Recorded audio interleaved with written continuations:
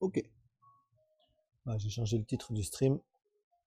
Donc, on va découvrir ce jeu-là. Donc, c'est le numéro 1 de ce qui est probablement ma série de jeux de société, de vieux jeux de société japonais préférés. Donc, c'est une série qui s'appelle la série des Party Joy. C'est fait par Bandai. C'est une série qui qui a démarré au milieu des années 80, qui va durer jusqu'au milieu des années 90, qui consiste en une 135 jeux de la série standard et une quinzaine de jeux de séries optionnelles. J'avais déjà montré en fait les versions cassettes de ces jeux-là, puis j'ai déjà montré aussi le jeu Zelda que j'ai dans cette série-là. J'ai montré quelques jeux Dragon Ball, mais je pense que je vais commencer par les montrer par ordre chronologique bientôt. Et donc on a commencé sur la chaîne japonaise à y jouer. Donc cette semaine on a joué à ce jeu qui s'appelle Akulioto, qui est l'île aux fantômes.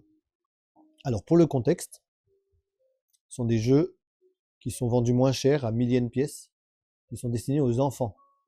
Donc ce truc super assez dark avec du sang partout, assez gore, tout ça, c'est un truc pour les enfants.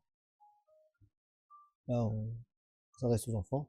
En même temps, aujourd'hui, j'avais une gamine de 10 ans au café qui est venue et qui me demandait: Ah, vous avez des jeux d'horreur? Donc, a priori, les jeux d'horreur, ça plaît aux enfants. Voilà. Donc, c'est une série qui est toujours composée, en fait, à peu près dans le même concept. On a un jeu qui va se présenter dans un tiroir, en fait, avec des composants assez simples, mais souvent des règles assez originales ou assez intéressantes.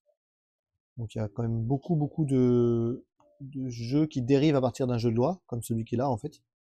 Mais souvent on va avoir des règles très intéressantes, voire des choses complètement différentes, avec des gameplays complètement différents. Donc chaque jeu est unique dans son gameplay, et avec des thèmes et des licences aussi qui sont extrêmement variées en fait. Donc Bandai fait ça, donc Bandai a eu accès à énormément de licences, donc il y a beaucoup de jeux dans cette série-là, qui sont soit liés à des jeux vidéo, soit des vieux dessins animés. Mais ils ont aussi fait beaucoup de jeux avec des thèmes et des licences originales à eux. Donc par exemple ce jeu-là, on a toujours une, une règle qui se déplie comme ça. Alors là, il y a des dessins assez sympas pour expliquer comment le jeu se joue. Et donc là, ce jeu-là, on a des cartes. On a un dé, 4 petits jetons de personnages qui sont tout mignons. On va les voir avec la caméra en zoom bientôt.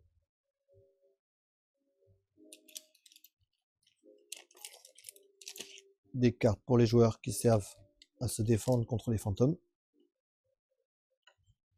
Une vague qui va s'insérer dans le plateau de jeu.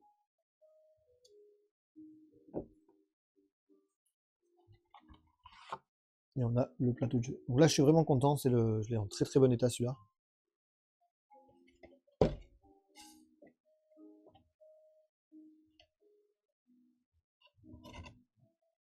Et donc on a le plateau de jeu qui est vraiment très très beau. Donc souvent, beaucoup de jeux de cette collection vont utiliser des plateaux comme ceci en fait, qui vont se déplier en 6 de cette façon-là. Et donc là, on est sur le but du jeu, en fait, on est sur une île hantée. Et donc on démarre au début, on vient de s'écraser avec un bateau, on vient de s'échouer avec un bateau sur une île. Et au début de l'île, on va se faire en fait hanter par plein de fantômes. Et donc on va essayer de s'enfuir de l'île en rejoignant le yacht qui est au bout. Mais avant ça, il faut qu'on soit débarrassé de tous les fantômes qui vont nous hanter sur le chemin en fait. Et donc le jeu a plein de cartes pour chacun des fantômes. Ils sont toujours un personnage ou quelque chose qui est mort d'une façon un peu stupide. Donc c'est toujours un peu rigolo, un peu triste ou rigolo. Mais ça va créer un fantôme et ce fantôme est sur cette île. et va nous monter. Et donc, on démarre de là. Et donc, la première partie. Donc ici, on a sur chaque case, en fait, des règles spécifiques pour avancer avec le dé. Ce qui fait qu'on va avancer que d'une ou deux cases à chaque fois et piocher plein de cartes de fantômes. On va se retrouver avec plein de cartes de fantômes. Et ensuite, on va avancer. Et chacune des cases, avec le genre de tête de mort, crâne, avec du sang là, on a un fantôme qui nous attaque. Donc quand on a un fantôme qui nous attaque, on choisit dans notre...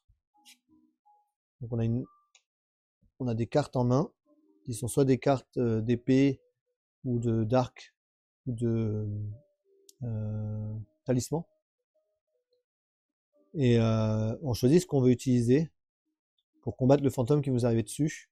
Et donc on dira je vais utiliser cette carte là. Et au même moment, on pioche la carte. Et là, on nous dit contre quoi, quel objet il faut utiliser pour gagner. Donc là, par exemple, j'aurais dû utiliser le talisman.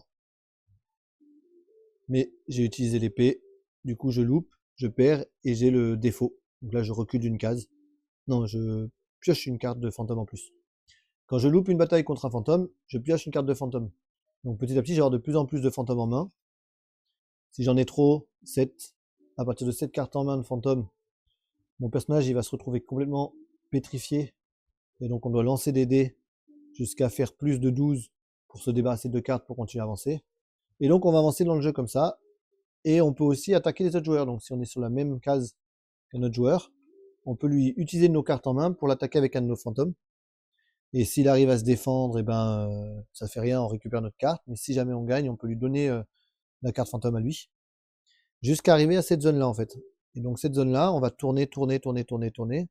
Et sur plusieurs cases, on peut se débarrasser des cartes fantômes. Et une fois qu'on n'a plus de fantômes, on peut essayer de s'enfuir. Avec notre dernière épreuve qu'on a, c'est une vague qui peut monter et descendre ici. Donc l'eau monte et descend ici. Et donc, si jamais on a le malheur d'essayer de traverser quand la vague est haute, hop, on repart en arrière. Donc c'est un jeu de loi, mais avec pas mal de petites subtilités et de petits techniques, règles de cartes qui sont franchement sympas. Le jeu est rigolo à jouer. Les illustrations sont magnifiques. Hop, on va passer en gros plan pour montrer déjà les personnages. Tac. Donc on a des bonhommes vraiment très jolis. Avec une sculpture qui est assez fine, je trouve, pour ce genre de figurine plastique assez cheap de l'époque. Et on a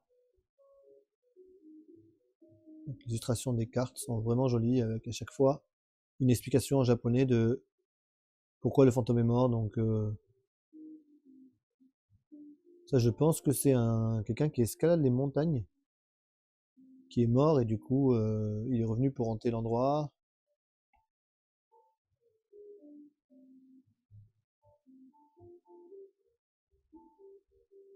Pour les cartes, je pense que c'est mieux sur l'autre caméra quand même.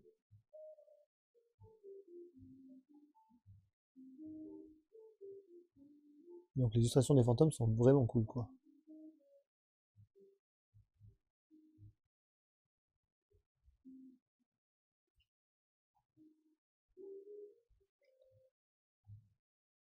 Et donc chaque carte de fantôme fonctionne un peu toujours de la même façon, avec le nom du fantôme en haut, une illustration et l'histoire de comment il est mort, et ce que le fantôme nous fait si jamais on perd contre lui, ou si on gagne contre lui.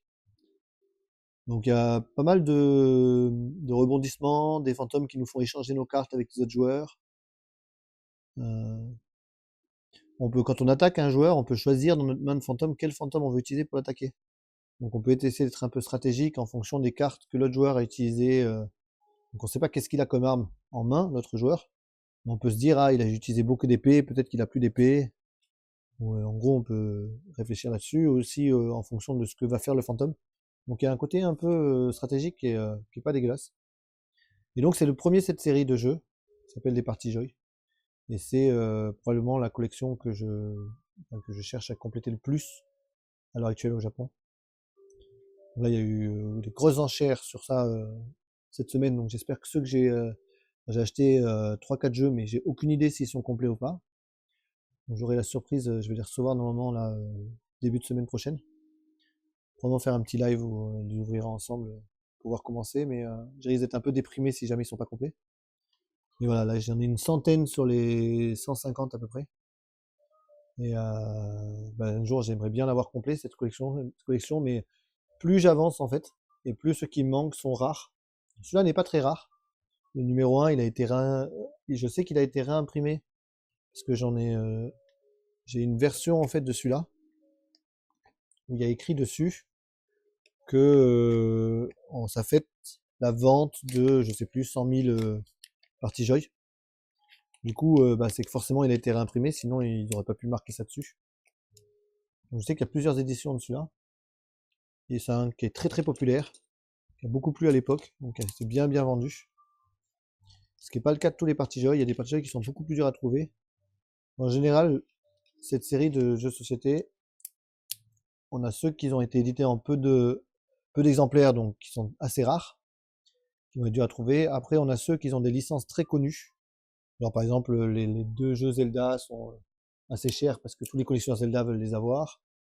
Ou je sais pas quel vieux jeu vidéo ou vieux animé font que les gens qui l'ont veulent les avoir. Et après, on a aussi des jeux qui étaient très populaires pour leur gameplay en fait. Il y a eu une série presque de jeux de rôle faits par Bandai avec des genres de tuiles en plastique qu'on met les unes avec les autres. Ils ont fait une grande version et une version Party Joy, donc moins chère à 1000 yens. Et donc ça, c'est très collectionné par les gens qui ont ces versions-là, donc sont assez dures à trouver, quoi. Bon, il est temps qu'on commence à jouer un petit peu. Donc beaucoup de ces jeux-là, en fait, je suis pas sûr s'y jouer tout seul. C'est vraiment vraiment intéressant. Donc celui-là, c'est aussi un des autres jeux que dès que j'ai un francophone ou quelqu'un qui vient dans le live, hop, on fait qui vient à Sakata, on joue un de ces jeux-là en live. On va qu'on fasse des parties live de vieux jeux japonais là, parce que là j'en montre beaucoup, mais on n'y a pas encore joué. Et il serait temps qu'on commence à y jouer. Mais voilà. Donc, j'ai pas passé longtemps en fait à le montrer, je pensais que je prendrais plus de temps un peu. Mais ouais, c'est vraiment une série qui est très très belle avec ses boîtes un peu taille cassette vidéo. Pareil, hein, c'est très joli sur une étagère. Tous les uns à côté des autres là. Donc je les ai tous jusqu'au 21. Ouais, tous jusqu'au 21. En état variable, mais je les ai tous jusqu'au 21. Donc on peut faire des séries de live où je les montre 5 par 5. On verra si ça intéresse.